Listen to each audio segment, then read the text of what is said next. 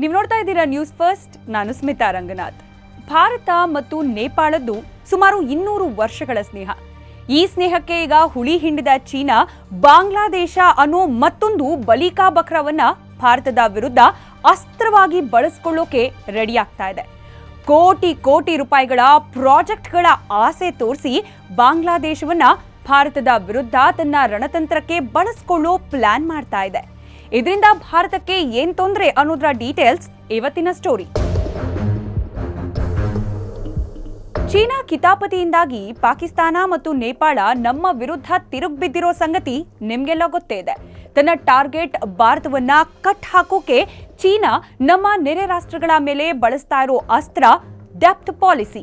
ಅಂದ್ರೆ ಈ ರಾಷ್ಟ್ರಗಳನ್ನ ತನ್ನ ಸಾಲದ ಶೂಲಕ್ಕೆ ಸಿಕ್ಕಾಕ್ಸಿ ತಾನು ಆಡಿಸಿದ ಹಾಗೆ ಆಡೋ ರೀತಿ ಮಾಡಿಟ್ಕೊಂಡಿದೆ ಚೀನಾ. ಆ ಮೂಲಕ ಭೌಗೋಳಿಕವಾಗಿ ಎಲ್ಲಾ ಕಡೆಯಿಂದಲೂ ಒತ್ತಡ ನಿರ್ಮಾಣ ಮಾಡಿ ಭಾರತವನ್ನ ವ್ಯೂಹಾತ್ಮಕವಾಗಿ ಕಟ್ ಹಾಕೋದು ಚೀನಾ ಪ್ಲಾನ್. ಇದರ ಭಾಗವಾಗಿಯೇ ಶ್ರೀಲಂಕಾಗೆ ಬಂಡವಾಳ ಹೂಡಿಕೆ ಮತ್ತು ಸಾಲದ ಹೆಸರಲ್ಲಿ 2016ರ ಹೊತ್ತಿಗೆ ಚೀನಾದಿಂದ ಹರಿದು ಬಂದಿರೋದು ಬರೋಬ್ಬರಿ 45,000 ಕೋಟಿ. ಇನ್ನು ಪಾಕಿಸ್ತಾನದಲ್ಲಿ ನಿರ್ಮಾಣ ಆಗ್ತಾ ಇರೋ ಚೀನಾ ಪಾಕ್ ಎಕನಾಮಿಕ್ ಕಾರಿಡಾರ್ ರಸ್ತೆ ಒಂದಕ್ಕೇನೆ ಖರ್ಚು ಆಗ್ತಾ ಇರೋದು 4,56,000 ಕೋಟಿ ರೂಪಾಯಿ. ಇದರಲ್ಲಿ ಬಹುದೊಡ್ಡ ಪ್ರಮಾಣದ ಹಣ ಚೀನಾ ಪಾಕಿಸ್ತಾನಕ್ಕೆ ಸಾಲದ ರೂಪದಲ್ಲೇ ನೀಡಿದೆ. ಇದನ್ನ ಹೊರತುಪಡಿಸಿ ಕೂಡ ಪಾಕ್ನಲ್ಲಿ ಚೀನಾ ಬೇರೆ ಬೇರೆ ವಿಚಾರಕ್ಕೆ ಬಂಡವಾಳ ಹೂಡಿಕೆ ಮಾಡಿದೆ, ಹಾಗೇನೆ ಸಾಲವನ್ನು ನೀಡಿದೆ. ಭೂನಕ್ಷೆ ವಿಚಾರದಲ್ಲಿ ಭಾರತದ ಜೊತೆ ತಗಾದೆ ತೆಗೆದಿರೋ ನೇಪಾಳ ಇತಿಹಾಸದಲ್ಲೇ ಮೊದಲ ಬಾರಿಗೆ ಭಾರತದ ಗಡಿಯಲ್ಲಿ ತನ್ನ ಸೇನೆಯನ್ನ ತಂದು ನಿಲ್ಲಿಸಿದೆ. ಇದರ ಹಿಂದಿರೋದು ಇದೇ ಕಪಟಿ ಚೀನಾ. ಈ ಪಿತೂರಿಗೆ ಮೊದಲೇ ನೇಪಾಳದ ವಿದ್ಯುತ್ ಯೋಜನೆಯೊಂದಕ್ಕೆ ಚೀನಾ 950 ಕೋಟಿ ರೂಪಾಯಿಯ ಸಹಾಯ ಮಾಡಿದೆ. ಅಂದ್ರೆ ಆರ್ಥಿಕ ಸಹಾಯದ ಹೆಸರಲ್ಲಿ ಭಾರತದ ಬಹುತೇಕ ಎಲ್ಲಾ ನೆರೆಹೊರೆಯ ರಾಷ್ಟ್ರಗಳಿಗೆ ಯಥೇಚ್ಛವಾಗಿ ಹಣ ನೀಡಿ ಅದನ್ನ ವಾಪಸ್ ತೀರಿಸೋಕೆ ಆಗದ ಸ್ಥಿತಿಗೆ ತಂದು ನಿಲ್ಲಿಸಿ ಕಡೆಗೆ ತಾನ್ ಹೇಳಿದ್ದನ್ನೇ ಕೇಳೋ ಕೈಗೊಂಬೆ ಮಾಡಿಕೊಳ್ಳುವಲ್ಲಿ ಚೀನಾ ಯಶಸ್ವಿಯಾಗ್ತಿದೆ.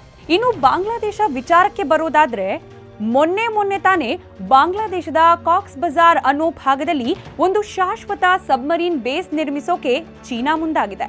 ಚೀನಾದ ಹಡಗುಗಳು ನಿಲ್ಲೋಕೆ, ಚೀನಾದ ಸೇನಾ ಬರಾಕ್ ಮತ್ತು ಮದ್ದು ಗುಂಡುಗಳ ಸಂಗ್ರಹಕ್ಕೆ ಇದೇ ಸಬ್ಮರೀನ್ ಬೇಸ್ ಡಿಪೋ ಆಗಲಿದೆ. ಇದರ ಭಾಗವಾಗಿ ಈಗಾಗಲೇ ಬಾಂಗ್ಲಾದೇಶ 2017ರಲ್ಲಿ ಚೀನಾದಿಂದ ಅತ್ಯಂತ ಕಡಿಮೆ ಬೆಲೆಗೆ 2 ಸಬ್ಮರೀನ್ಗಳನ್ನ ಕೊಂಡ್ಕೊಂಡಿದೆ. ಇನ್ನು 70 ದೇಶಗಳೊಂದಿಗೆ ಚೀನಾವನ್ನ ಬೆಸೆಯುವ belt and road initiative China ಅಧ್ಯಕ್ಷ ಸಿ ಜಿನ್ಪಿಂಗ್ನ ಕನಸಿನ ಕೂಸು. 2016ರಿಂದ ಬಾಂಗ್ಲಾದೇಶ ಕೂಡ ಇದರ ಒಂದು ಭಾಗ ಆಗಿ ಹೋಗಿದೆ. ಇಡೀ ವಿಶ್ವ ಕೊರೋನಾದಿಂದ ಒದ್ದಾಡ್ತಿದ್ದಾಗ ಶಿ ಬಾಂಗ್ಲಾ ಪ್ರಧಾನಿ ಶೇಖ್ ಹಸೀನಾಗೆ ಕರೆ ಮಾಡಿ ಈ ಯೋಜನೆಯನ್ನ ಚುರುಕುಗೊಳಿಸುವ ಮಾತನಾಡಿದ್ದಾರೆ. ಇನ್ನು 2018ರಲ್ಲಿ 26,000 ಕೋಟಿಗೂ ಮೀರಿದ ವಿದೇಶಿ ಬಂಡವಾಳ ಬಾಂಗ್ಲಾದೇಶಕ್ಕೆ ಹರಿದು ಬಂದಿದೆ.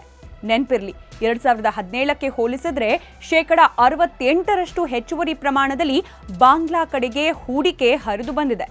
ಇದರಲ್ಲಿ 1/3 ಭಾಗ ಹೂಡಿಕೆಯಾಗಿರೋದು ಚೀನಾ ಕಡೆಯಿಂದಲೇ. ಪಾಕ್ ಬಿಟ್ರೆ ಚೀನಾದಿಂದ ಅತಿ ಹೆಚ್ಚು ಹಣದ ಸಹಾಯ ಪಡಿತಿರೋದು ಬಾಂಗ್ಲಾದೇಶ.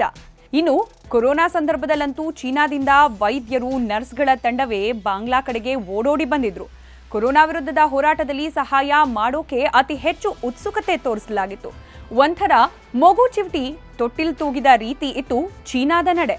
ಇನ್ನು ಚೀನಾ ಬಾಂಗ್ಲಾದಲ್ಲಿ ಸಿಸ್ಟರ್ ಸಿಟಿ ನಿರ್ಮಾಣ ಮಾಡೋ ಯೋಜನೆಯನ್ನು ಹೊಂದಿದೆ. ಇದಕ್ಕಾಗಿ ಬಾಂಗ್ಲಾದ ಆವಾಮಿ ಲೀಗ್ ಮತ್ತು ಚೀನಾದ ಕಮ್ಯುನಿಸ್ಟ್ ಪಾರ್ಟಿ 2 ಗಂಟೆಗಳ ವೆಬಿನಾರ್ ಅಂದ್ರೆ ವಿಡಿಯೋ ಕಾಲ್ ಮೀಟಿಂಗ್ ಮಾಡಿದೆ.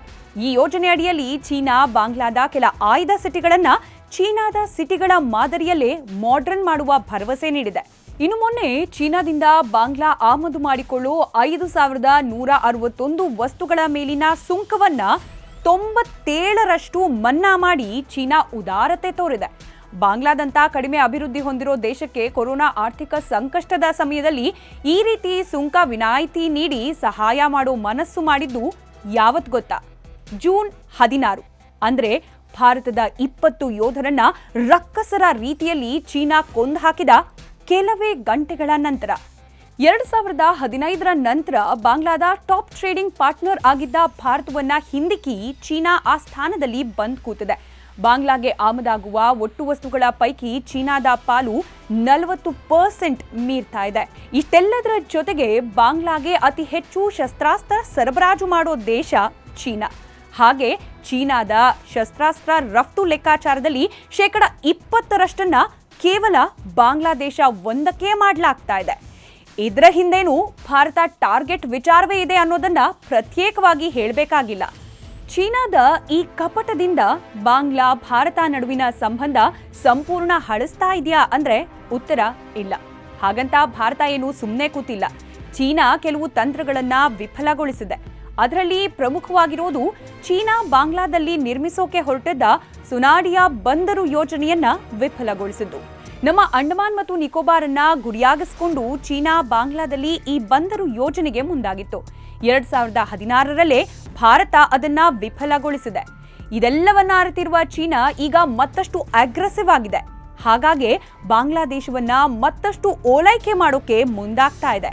ಹಾಗಾಗಿಯೇ ಬಾಂಗ್ಲಾ ಪ್ರಧಾನಿ ಶೇಖ್ ಹಸೀನಾ ಜೊತೆ ಶೇಕ್ ಹ್ಯಾಂಡ್ ಮಾಡೋ ಸಂದರ್ಭಗಳು ದಿನೇ ದಿನೇ ಹೆಚ್ಚಾಗ್ತಾನೆ ಇದೆ.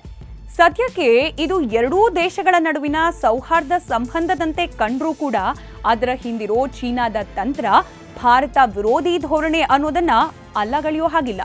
ಮತ್ತಷ್ಟು ನ್ಯೂಸ್ ಹಾಗೆ ಅಪ್ಡೇಟೆಡ್ ಕಂಟೆಂಟ್ಗಾಗಿ ನ್ಯೂಸ್ ಫಸ್ಟ್ ಕನ್ನಡವನ್ನ ಯೂಟ್ಯೂಬ್ ಹಾಗೆ ಫೇಸ್ಬುಕ್ನಲ್ಲಿ ಸಬ್ಸ್ಕ್ರೈಬ್ ಮಾಡಿ, ಲೈಕ್ ಮಾಡಿ, ಕಾಮೆಂಟ್ ಮಾಡಿ.